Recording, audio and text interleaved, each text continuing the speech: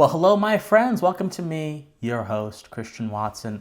My friends, as the Ukraine and Russia crisis continues to unfold, an eternal, or rather a timeless debate, in my opinion, has reemerged. And that is the debate over what form of government is best.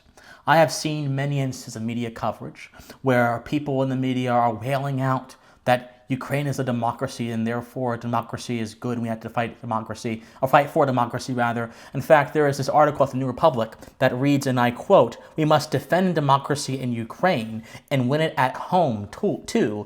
And one of the sections in that article says the following, you see on your screen: "Make no mistake, this, the Ukraine-Russia war, is decidedly a war between democracy and autocracy, between self-government and fascism. To view it otherwise is to ignore the context in which it's occurring. Over the past decade, the forces of autocracy have waged a social media disinformation war, meddling in elections to support the rise of would-be autocrats, such as Donald Trump in the United States, Jair Bolsonaro in Brazil, Narendra Modi in India. Meanwhile, fledgling democracies have been aborted by military coups in struggling Asian and African countries."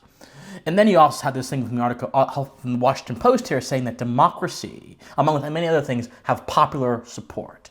Now, this video is not about Ukraine per se, because Ukraine's government is not in the strictest sense democracy. But that's not what this writer is talking about here. That's not what the Washington Post is talking about. That's not what every other moralizing buffoon who is using the word democracy as a buzzword is talking about. What they are talking about is a system of government that has one key essential ingredient that distinguishes it from, in their mind, bad governments. And that is the power of people to determine their destiny or whatever, or so they think. That's what it means. I define democracy the same way James Madison defined democracy in Federalist 10. And he said, and I quote, he defines pure democracy as a society consisting of a small number of citizens who assemble and administer the government in person. Now, democracy, my friends, comes from a combination of words, demos and kratos. Demos meaning the people, kratos meaning power. So what do you have? You have power of the people, power for the people, whatever translation you want to muster up to explain the concept. But Madison says a republic, meanwhile, is a government in which the scheme of representation takes place, opens a different prospect, and promises the cures which we are seeking. So a republic, otherwise, whereas a democracy is direct control by the people, a republic is indirect control by the people through elected representatives, and this is the framework of the American experiment. Now, democracy itself, though, when you look at its pure form, is anything but virtuous or noble. And the fact that democracy is being used as a value mechanism in the Russia-Ukraine crisis, as a distinction from autocracy, shows just how ignorant, just how blissfully ignorant people who support democracy, or these people who are advocating for it in this context, are of what democracy truly is.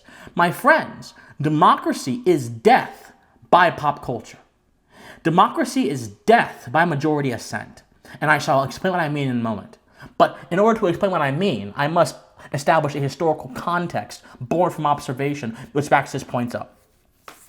Athens is arguably the only place where a pure democracy, where the people, so to speak, I'll get to why that term makes no sense in a moment, the people control the political processes of the nation. In Athens, there was something called the Citizens' Assembly, the Athens Citizens' Assembly, where every young man at the age of 18, after he was sworn in to go to the military for 2 years, would come back and be initiated as a member of the assembly. And the assembly could discuss, debate, and vote on all matters of Athenian life. In Athens, my friends, there was no distinction between the personal and the private. Almost every single matter in life in Athens was decided by a political body. Not only that, but women themselves were unable to participate in this kind of democracy, because apparently they were not a sufficient part of the majority. Women in Athenian society had other duties. They had other duties that did not necessarily involve them being involved in politics.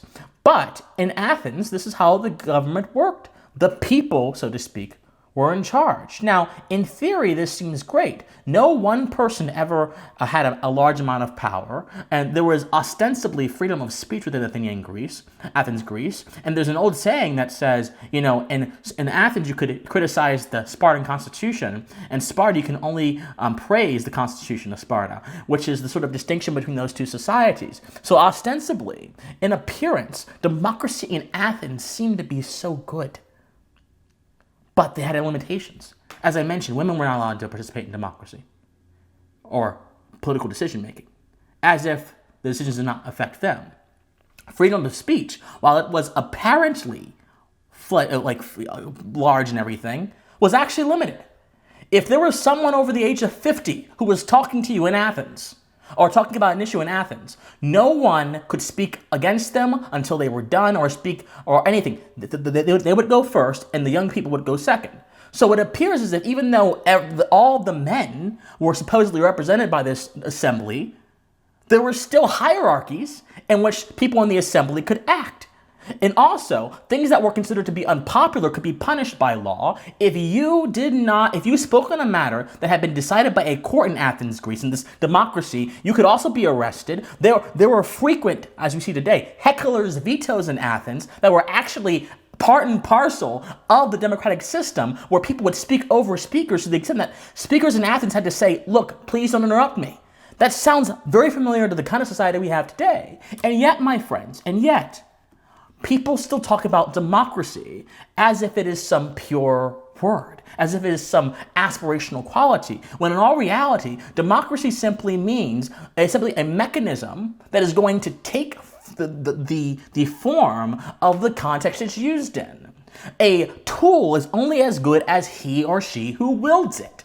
So if I have a hammer and I use it to construct 10,000 houses, I'm doing a very good service with the hammer. But if I have a hammer and I use it to destroy people's windshields, I'm not doing a good service. The problem with defenders of democracy is that they presume that just because you have democracy, you guys aren't hearing me right now, just because you have democracy, you must have something virtuous. And that is not true. As the founders of this country understood, a government requires a virtuous people for moral things to happen. A government requires a virtuous people to function. And yet democracy simply assumes by the fact that more people are involved, this sort of utilitarian hell, more folks are involved, it must be virtuous. That is a backward assumption which clearly led to so much chaos in Athenian society. In fact, the government of Athens had to reform several times. It had been overthrown. It devolved into chaos because there was no core. The core was whatever those who were within it wanted.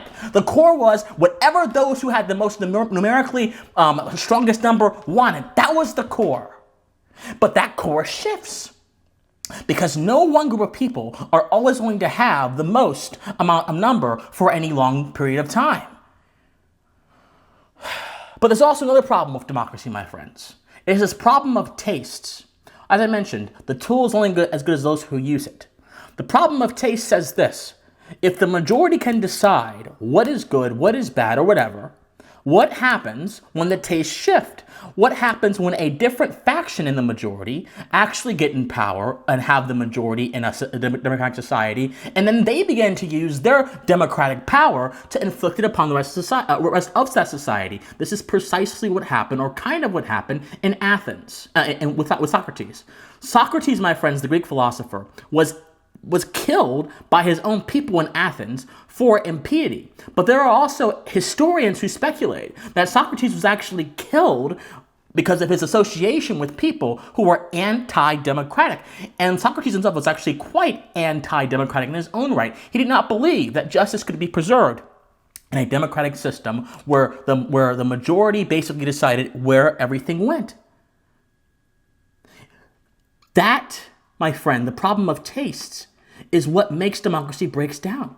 Because if you don't have, again, a stable core to your political assumptions, if it is all just based on arbitrary opinion, then you don't have any kind of policy that is consistent. You have a fashion, you have a temporary status that will shift inevitably when the next majority comes in.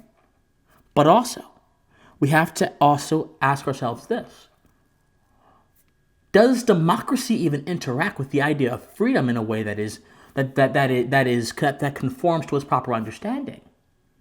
Well, if you define freedom as the American founders defined freedom, and as I define freedom, as natural law defines freedom, and as is observable in nature, freedom is simply the capacity to act, which instills upon some other people a duty to not act in a certain way that could limit my capacity, and that is what we call rights. Rights are simply these qualities that human beings possess that impose upon other people to refrain from doing certain things to me. But democracy presumes that your rights are not merely things that are preserved, they are given by society, by the state, by the people, and they are voted upon and can be revoked anytime the majority wants to. So democracy not only has no stable core, democracy not only is just this wild beast of assent, democracy also rejects the very working principles of freedom, redefines it as something that is given to you, redefines freedom as a social and political system, not a natural fact to be preserved and confirmed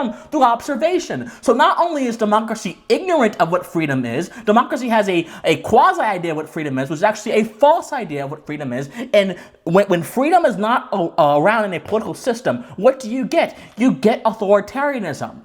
There is no difference between Athenian democracy and what Putin is doing in effect. In form there is, obviously. In form, Putin has more power, again. But in effect, there is no difference because both systems can quite literally destroy you at a whim if the right people want you to be destroyed. If you don't go along with the taste of the society. If you don't go along with whatever is fashionable. This is why we have a republic to guard against the fashions and the tempers of factionalism, of taste. We have a republic situated upon grounded in solid moral principles, but the defenders of democracy, so to speak, don't really entertain this idea.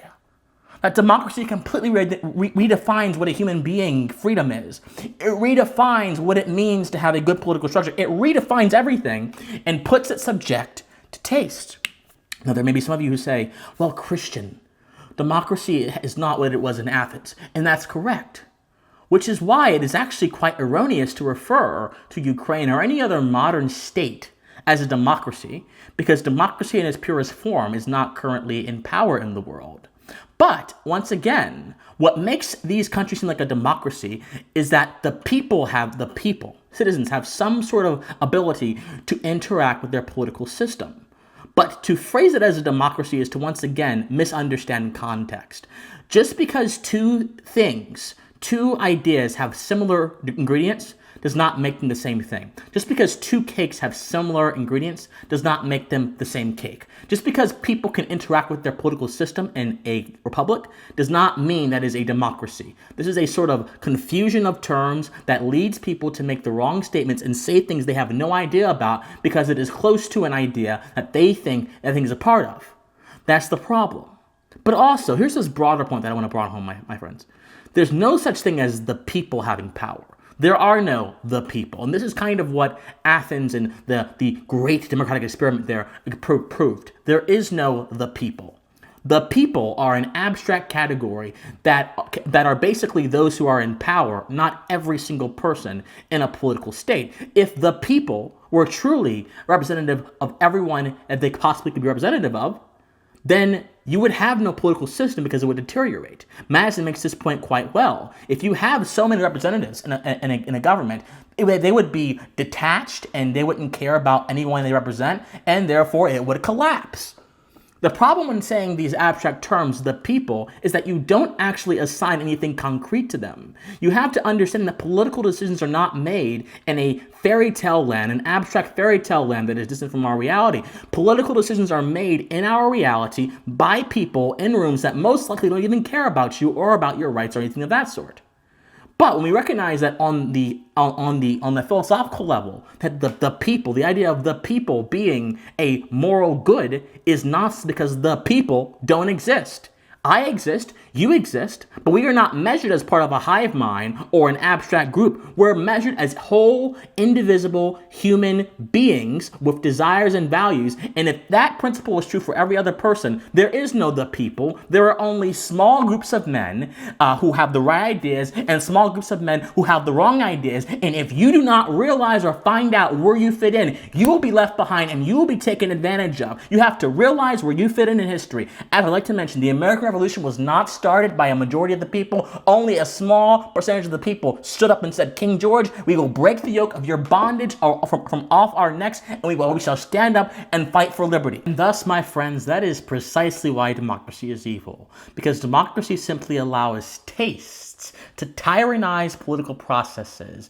And the processes of democracy, more so, do not respect the individual or their rights, but rather they respect the society and the arbitrary norms or the random norms of the society, which may not have any basis in moral truth, but simply in custom over the individual. And democracy presumes, most dangerously, that freedom flows from what you are given, not from what you are. And there is no more damning and condemnable idea of that, because if you reject my rights, if you reject my freedom, in a sense, you reject my ability to live, because I cannot function as a human being. I cannot live as a human being without my rights. My rights are as integral to my existence as my ability to breathe, as my heart's ability to beat and function and pump blood throughout my veins. If I don't have my freedom, I don't have my life. And anything that would kill me on the altar of the majority is absolutely evil. Don't forget it. The question is this: are you going to let yourself be bound by these abstract ideas? Are you going to let yourself be bound by these historically disastrous ideas as democracy is? Or will you stand on the firm ground of truth, bring out the history, bring out the facts, and say, no, this is why this system, democracy, is totally evil and is actually analogous to some of the dictatorships we see today, and this is the system, a republic, if we can keep it, a republic that I shall advocate for until my dying breath. I know what I shall do. What about you? Think on it. My friends, I love you guys so much. If you love me, please support me. Please like, share, comment, subscribe. Please support me on Patreon. Please go to my Discord and join that. Thank you guys so much. And as always, please stay pensive. Bye, guys.